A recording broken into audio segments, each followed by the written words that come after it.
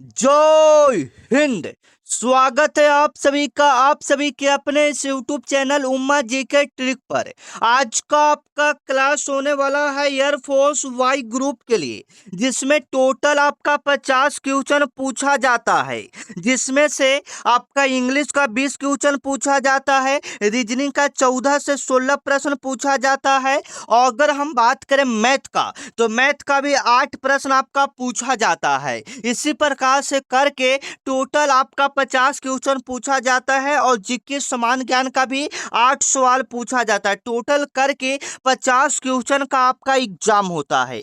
और आज के इस वीडियो में आपको वही सवाल करवाएंगे जो कि सीधे इस बार के पेपर में आपको हुबहू देखने को मिलेगा। आपका एग्जाम 22 और 23 सितंबर 2 दिन होने वाला है। एयरफोर्स वाई ग्रुप का एग्जाम 22 और 23 सितंबर को होने वाला है। तो अब आपके पास समय नहीं बचा है। अगर आप इसमें एक सीट पक्की करना चाहते हो, तैयारी नहीं किए हो, तो आप इस चैनल को सब्सक्राइब करके अपनी तैयारी को पूरी कर सकते हो। तो आज का आपका पहला सवाल है साथियों, जो कि सीधे इस बार के पेपर में आपके आएंगे। वर्तमान में भारतीय वायुसेना के प्रमुख कौन है? आपके पेपर में यह सवाल हुबहू आपको देखने को मिलेगा। वर्तमान में भारतीय वायुसेना के प्रमुख कौन है? बिल्कुल आप सही कीजिएगा, बिल्कुल आप सही कीजिएगा, air chief marshal A P Singh.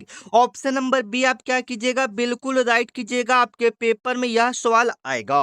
वर्तमान में भारतीय वायुसेना के प्रमुख कौन है? Air chief marshal A P Singh. Option number B आप क्या कीजिएगा? बिल्कुल राइट कीजिएगा। ये कभी कभी पूछा जाता है कि भारतीय वायुसेना का स्थापना कब हुआ था? बिल्कुल आप सही कीजिएगा, भारतीय वायुसेना का स्थापना 8 अक्टूबर 1932 को हुआ था। कब हुआ था? 8 अक्टूबर 1932 को हुआ था। आप याद रखिएगा, आपके पेपर में बनेगा भारतीय वायुसेना का स्थापना कब हुआ था? 8 अक्टूबर 1932 को। और इसीलिए हम लोग 8 अक्टूबर को वायुसेना दिवस मनाते हैं। 8 अक्टूबर को हम लोग क्या मनाते हैं? वायुसेना दिवस मनाते हैं। आप याद रखिएगा, आपके पेपर में यह सवाल हुबहू आपको देखने को मिलेगा। दिवस आपके पेपर में एक सवाल कभी ना कभी डाल देता है। जैसे में पूछेगा भारतीय वायुसेना दिवस कब मनाया जाता है? 8 अक्टूबर को मनाया जाता है। कभी कभी थल सेना दिवस भी पूछ लिया जाता है। याद रखिएगा, थल सेना दिवस 15 जनवरी को मनाया जाता है। नौ सेना दिवस कब मनाया जाता है? 4 दिसंबर को नौ सेना दिवस मनाया जाता है।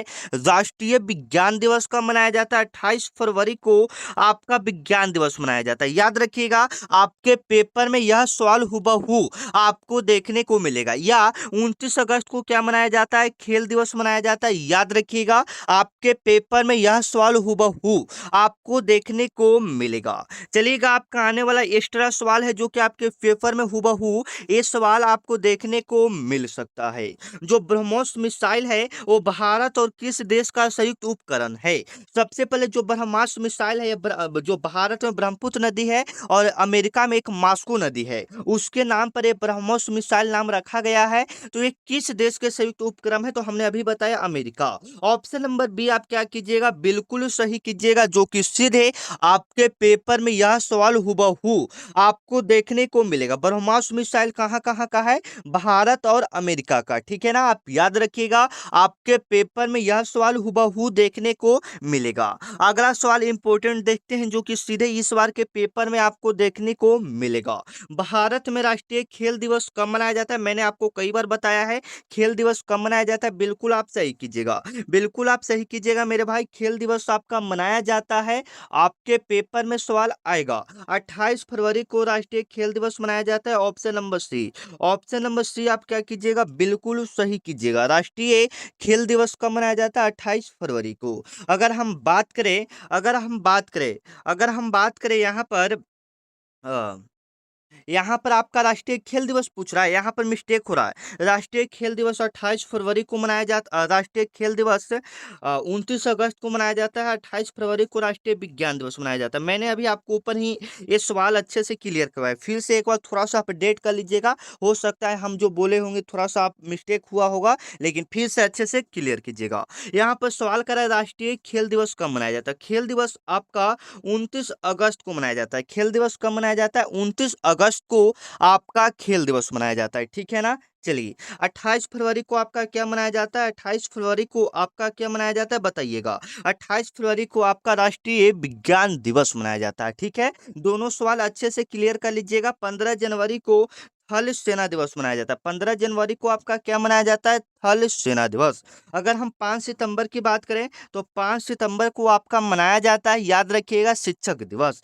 सारे सवाल आप अच्छे से कवर करना, आपके पेपर में यह सवाल हुबहू आपको देखने को मिलेगा और जवाब देते चलिएगा साथियों, क्योंकि ये सारे सवाल आपके पेपर में आएगा। जवाब देने से ये होगा कि आपके सारे सवाल रिपीटेड होंगे, आपको याद होंगे और आपके पेपर में यह सवाल बनेगा। अगर आप इसमें एक सीट पक्की करना चाहते हो, क्योंकि सिलेक्शन थोड़ा टफ होता है, अगर आप इसमें एक सीट पक्की करना चाहते हो तो आप इस चैनल को तो पहले सब्सक्राइब कर लो, क्योंकि डेली आपको एयरफोर्स का क्लास इसी चैनल पर आपको डेली प्रोवाइड करवाया जाएगा जब तक आपका एग्जाम ना हो जाए, ठीक है ना। तो डेली क्लास करने के लिए आप इस चैनल को सब्सक्राइब कर सकते हो, ठीक है।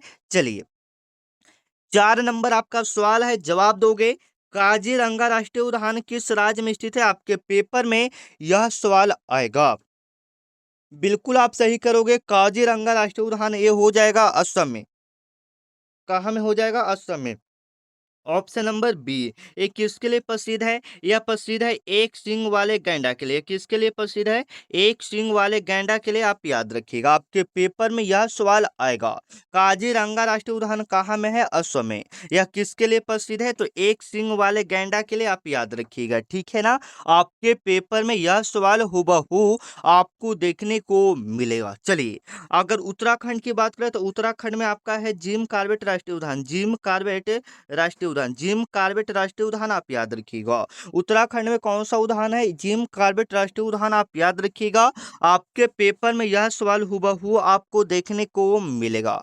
चलिए, ब्रिक्स शिखर सम्मेलन 2024 का अध्यक्षता किस देश ने किया था? आपके पेपर में आएगा। ब्रिक्स 2024 का अध्यक्षता किस देश ने किया था? बिल्कुल आप सही कीजिएगा, आपके पेपर में आएगा। रूस ने किया था। Option number B. Option number B आपका क्या हो जाएगा? बिल्कुल राइट हो जाएगा, जो कि सीधे आपके पेपर में यह सवाल हुबहू आपको देखने को मिलेगा। ब्रिक्स शिखर सम्मेलन 2024 की अध्यक्षता किस देश ने किया? रूस ने। Option number B. चलिए, आपका आने वाला अगला सवाल है जो कि सीधे आपके पेपर में आएगा, हुबहू ये सवाल आपके पेपर में बनेगा। भारतीय संविधान के किस अनुच्छेद में मौलिक कर्तव्यों का उल्लेख है? मौलिक कर्तव्यों का उल्लेख है, आपके पेपर में यह सवाल हुबहू आपको देखने को मिलेगा। आप याद रखिएगा, अनुच्छेद 51 A. Option number A. Option number A आपका क्या हो जाएगा? बिल्कुल राइट हो जाएगा, जो कि सीधे आपके पेपर में यह सवाल हुबहू आपको देखने को मिलेगा। भारतीय संविधान के किस अनुच्छेद में मौलिक कर्तव्यों का उल्लेख है? अनुच्छेद 51 ए। ऑप्शन नंबर ए आप क्या कीजिएगा? बिल्कुल सही कीजिएगा, आपके पेपर में यह सवाल हुबहू आपको देखने को मिलेगा। चलिएगा, 7 नंबर आपका सवाल है जो आपके पेपर में हुबहू देखने को मिलेगा। नोबेल पुरस्कार जीतने वाले प्रथम भारतीय कौन थे? नोबेल पुरस्कार जीतने वाले प्रथम भारतीय कौन थे? आप याद रखिएगा। नोबेल पुरस्कार जीतने वाले प्रथम भारतीय रविंद्रनाथ टैगोर थे। कौन थे? रविंद्रनाथ टैगोर थे, आप याद रखिएगा। आपके पेपर में यह सवाल हुबहू पूछा जाएगा। नोबेल पुरस्कार जीतने वाले प्रथम भारतीय रविंद्रनाथ टैगोर थे, आप याद रखिएगा। कब जीते थे? 1913 में। कब जीते थे? 1913 में, आप याद रखिएगा।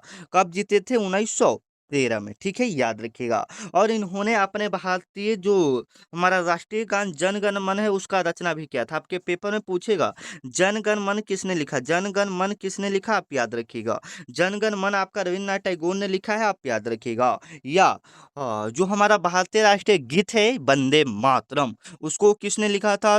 वंदे मातरम को बंकिम चंद्र चटर्जी ने लिखा था, ठीक है, याद रखिएगा। चलिए, आपका आने वाला अगला सवाल है जो आपके पेपर में हुबहू देखने को मिलेगा, अच्छे से कवर करना। सौर मंडल का, सौर मंडल का सबसे गर्म ग्रह कौन सा है? आपके पेपर में सवाल आएगा। सौर मंडल का सबसे गर्म ग्रह की बात करेंगे तो ये हो जाएगा शुक्र, वेनस। ऑप्शन नंबर क्या हो जाएगा? बी। ऑप्शन नंबर बी आप बिल्कुल सही करना, आपके पेपर में यह सवाल हुबहू आपको देखने को मिलेगा। लाल ग्रह किसको कहते हैं? मंगल को कहते हैं, जवाब दोगे। बड़ा ग्रह किसको कहते हैं? बृहस्पति को। छोटा ग्रह किसको कहते हैं? बुध को। आप याद रखिएगा, ये सारे सवाल आपके पेपर में कहीं ना कहीं हुबहू आपको देखने को मिलेगा। आइएगा, 9 नंबर सवाल देखिएगा। सवाल कह रहा है भारत के राष्ट्रीय गीत वंदे मातरम के रचयिता कौन है। आपके पेपर में आएगा भारत के राष्ट्रीय गीत वंदे मातरम के रचयिता कौन है, बिल्कुल आप सही करोगे। आपके पेपर में यह सवाल हुबहू आपको देखने को मिलेगा, आप बिल्कुल सही करोगे। Bankim Chandra Chatterjee, option number B. Option number B आपका क्या होगा, बिल्कुल राइट होगा, जो कि सीधे आपके पेपर में सवाल आएगा। भारत के राष्ट्रीय गीत वंदे मातरम के रचयिता कौन है, Bankim Chandra Chatterjee. Option number B आप क्या कीजिएगा, बिल्कुल सही कीजिएगा। आपके पेपर में यह सवाल हुबहू आपको देखने को मिलेगा, ठीक है ना। चलिए आपका आने वाला अगला सवाल देखिएगा, 10 नंबर सवाल, आज का आखिरी सवाल जीके का। उसके बाद रीजनिंग में चलेंगे। डूरांड कप किस खेल से संबंधित है, आपके पेपर में सवाल आएगा। डूरांड कप किस खेल से संबंधित है, आप सभी को पता है, फुटबॉल। ऑप्शन नंबर बी आप क्या कीजिएगा, बिल्कुल सही कीजिएगा। आपके पेपर में पूछेगा हॉकी में कितने खिलाड़ी होते हैं, क्रिकेट में कितने खिलाड़ी होते हैं, फुटबॉल में कितने खिलाड़ी होते हैं, आप बिल्कुल सही करोगे। ये तीनों में 11 खिलाड़ी, हॉकी में 11 खिलाड़ी, क्रिकेट में 11 खिलाड़ी, फुटबॉल में कितने खिलाड़ी, 11 खिलाड़ी। आप याद रखिएगा, आपके पेपर में यह सवाल हुबहू आपको देखने को मिलेगा। चलिएगा आपका आने वाला अगला सवाल रीजनिंग का सवाल है, जो कि सीधे आपके पेपर में यह सवाल हुबहू आपको देखने को मिलेगा। रीजनिंग का भी 15 सवाल, 14 से 16 सवाल, तो हम 15 सवाल आपको बताएंगे जहां से पेपर में आपको देखने को मिलेगा। तो आप अच्छे से सारे सवालों को कवर करते जाओगे मेरे भाई। यदि किसी सांकेतिक भाषा में फ्रेंड को HUMJT लिखा जाता है, तो उसी भाषा में कैंडल को कैसे लिखा जाएगा बताइएगा। फ्रेंड को ऐसे लिखा जाता है, तो कैंडल को क्या लिखा जाएगा। एफ के बाद एच, एफ के बाद क्या आता है, एच आता है, तो एफ के बाद एच केवल लेटर पर आ रहा है, FGH, यानी 2 लेटर को बढ़ाकर आपका एच लिखा जा रहा है। उसी प्रकार से आर को बढ़ा के केवल लेटर पर लिखा जा रहा है, तो RSTU, यानी 3 लेटर के बाद, यानी पहले 2 लेटर, फिर 3 लेटर, फिर 4 लेटर, फिर 5 लेटर, फिर 6 लेटर, फिर 7 लेटर करके ऐसे ऐसे मतलब बढ़ाते चल जा रहा है। उसी प्रकार से सी है, तो सी के बाद अगर हम एक लेटर को छोड़ते हैं, वो आगे बढ़ाते हैं। सी के बाद डी आएगा, डी के बाद क्या आएगा, ई, तो सी के बाद ई आएगा, यहाँ पर ई होगा, फिर 2 लेटर और छोड़ेंगे, तो बी, सी छोड़ेंगे तो डी हो जाएगा। इसी प्रकार से अगर आप छोड़ते हो साथियों, तो आपका राइट आंसर जो सिलेक्टेड होगा यहाँ पर, वो हो जाएगा EDRIRL। मतलब ऑप्शन नंबर ए यहाँ पर आपका क्या हो जाएगा, बिल्कुल राइट होगा। यहाँ पर ए ऑप्शन क्या हो जाएगा, बिल्कुल राइट हो जाएगा। आप याद रखिएगा, ठीक है। अच्छे से आपको करना है, पहले एक लेटर छोड़ के बढ़ना है, फिर 2 लेटर, फिर 3 लेटर, फिर 4 लेटर, ऐसे करके आपको छोड़कर बढ़ना है। आशा करेंगे आप समझ गए होंगे, ठीक है ना। चलिए, क्योंकि वो अल्फाबेट का सीरीज है, तो आप उसको आसानी से समझ गए होंगे, ठीक है। दिए गए श्रृंखला में लुप्त संख्या को ज्ञात करें। 7, 10, 16, 25, 37। 7 के बाद 10 है, तो केवल लेटर पर है, 3 लेटर पर है, मतलब 7 से 10 कितना बढ़ रहा है, 3 बढ़ रहा है। 10 से 16 कितना बढ़ रहा है, 6 बढ़ रहा है। 3 के बाद 6 बढ़ रहा है, फिर 9 बढ़ रहा है, 9 के बाद कितना बढ़ रहा है, 12 बढ़ रहा है। 12 के बाद कितना बढ़ेगा, 15 बढ़ेगा, ठीक है।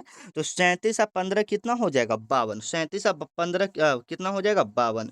ऑप्शन नंबर सी आपका क्या हो जाएगा, बिल्कुल राइट होगा। आशा करेंगे आप इसको अच्छे से समझ रहे होंगे। मैंने क्या कहा, सबसे पहले 3 बढ़ा, 6 बढ़ा, 9 बढ़ा, 12 बढ़ा, और लास्ट में कितना बढ़ेगा, 15। तो 37 और 15 कितना हो जाएगा, 52।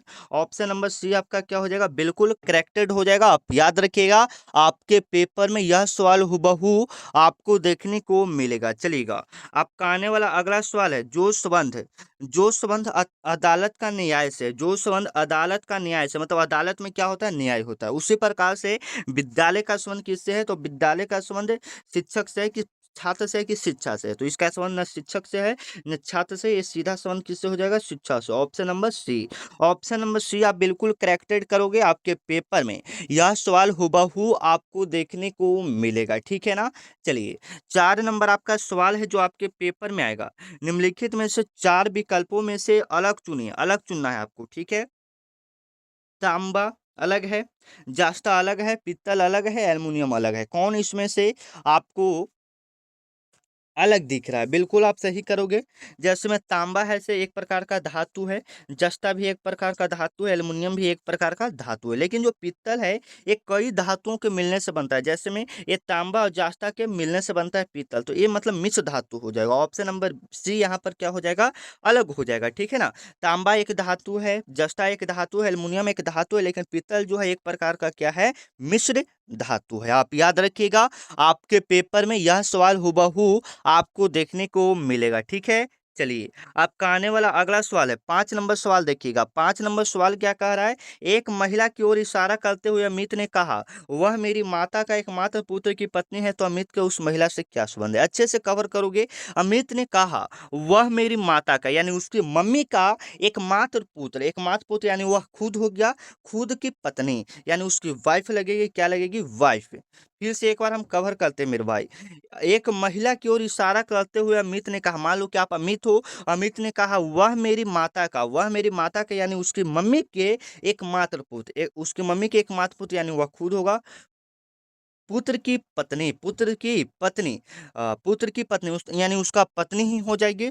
तो अमित की उस महिला से क्या संबंध है, तो पति पत्नी का संबंध है। Option number B, option number B यहाँ पर आप क्या कीजिएगा, बिल्कुल सही कीजिएगा। आपके पेपर में यह सवाल हुबहू आपको देखने को मिलेगा। आशा करते हैं आप इस सवाल को अच्छे से कवर किए होंगे और अच्छे से समझे भी होंगे। और जो बच्चा चैनल को सब्सक्राइब नहीं किया, चैनल को आप पहले तो सब्सक्राइब कर लो, और वो टेलीग्राम ग्रुप में पीडीएफ ये सब चाहते हो तो ज्वाइन कर लोगे, डिस्क्रिप्शन में लिंक है।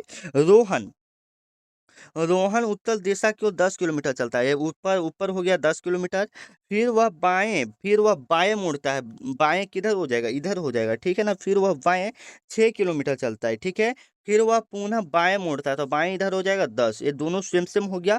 तो ये 6 था ना, तो फिर वह प्रारंभिक दूरी से कितना दूरी पर है, तो यहाँ से यहाँ तक ये 10, तो ये 10, ये 6, तो ये 6, तो यहाँ से 6 हो जाएगा। 6 किलोमीटर कहाँ हो जाएगा, यहाँ से पूरब हो जाएगा। 6 किलोमीटर क्या हो जाएगा, पूरब। Option number B, option number B आप क्या कीजिएगा, बिल्कुल सही कीजिएगा। आपके पेपर में यह सवाल हुबहू आपको देखने को मिलेगा। चलिएगा, ए और जेड है, मैंने ए और जेड है, मतलब समझ रहे हैं कैसे श्रृंखला बनाया हुआ है।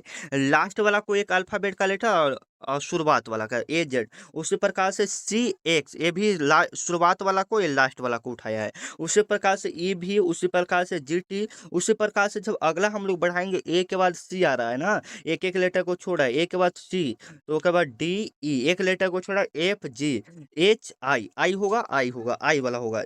Option number B, option number B आप क्या कीजिएगा, बिल्कुल सही कीजिएगा, जो कि सीधे आपके पेपर में आएगा। मतलब पहले शुरुआत वाला पकड़े, ए के बाद सी आ रहा है, मतलब एक लेटर को छोड़ दिया, फिर एक लेटर को छोड़ दिया, फिर एक लेटर, तो जी के बाद एच आएगा, तो एच तो छोड़ना है ना, आई हो जाएगा।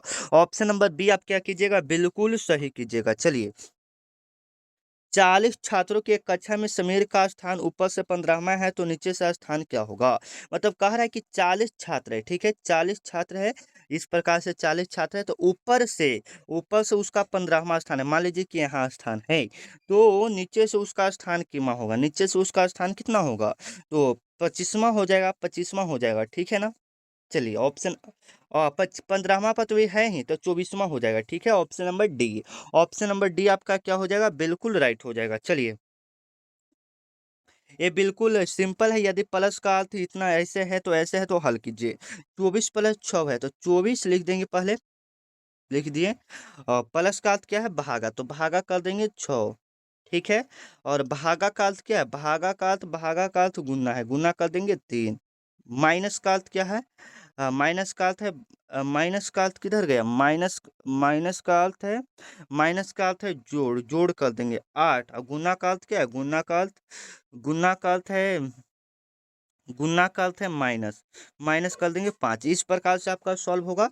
तो 24 में से 4 यहाँ पर आएगा, चलती 4 गुना 3 प्लस में 8 माइनस में 5, चलती आई 12, 12 8 20, 20 में से 5 जाएगा तो कितना बचेगा, 20 में से 5 जाएगा तो कितना बचेगा, 15। Option number B, option number B आप क्या कीजिएगा, बिल्कुल राइट कीजिएगा। दिए गए पैटर्न में लुप्त संख्या ज्ञात करें, दिए गए पैटर्न में लुप्त संख्या ज्ञात करना है, कैसे यहाँ पर लुप्त संख्या होगा बताइएगा, ठीक है। आपके पेपर में यह सवाल हुबहू आपको देखने को मिलेगा। चलिए, आप कैसे भी कीजिए, मान लीजिए कि 4 5 41 कैसे आएगा, कैसे आएगा बताइए तो, 4 5 41 कैसे आएगा, पंचों का 20 नहीं होगा, 25, 25 और 16, हाँ। देखिए, स्क्वायर करके अगर आप जोड़ते हो तो आपका आ जाएगा, ठीक है ना। 4 का स्क्वायर 16, 16, 5 का स्क्वायर 25, तो 16 25 41, 3 का स्क्वायर 9, 6 का स्क्वायर 36, तो 9 6 9 और 36 45। उसी प्रकार के 5 का स्क्वायर 25, 7 का स्क्वायर 49, तो 25 का स्क्वायर 25 और 49 कितना हो जाएगा, 9 5 14 74 हो जाएगा। Option number C, option number C आया। यहाँ पर आप क्या कीजिएगा, बिल्कुल सही कीजिएगा। देखिएगा ये थोड़ा सा सवाल कटा है तो इसको हम लोग छोड़ रहे हैं, आगे आइएगा।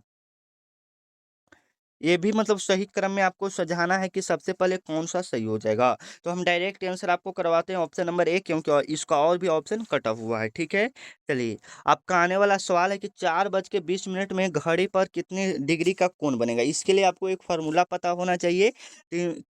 30 हावर माइनस 11/2 मिनट ऐसे रहना चाहिए। ठीक है, तो 30 गुना हावर कितना है, 4 घंटा है, मैंने एच मतलब घंटा, 11/2 और मिनट कितना है, 20, तो 20 लिख देंगे। ये 2 से कटेगा 10 बार में, तो 11 में 110 हो जाएगा, इधर 120, 120 माइनस 110 यानी 10 डिग्री का कोण बनेगा। Option number B, option number B आप क्या कीजिएगा, बिल्कुल सही कीजिएगा, जो कि सीधे आपके पेपर में आएगा।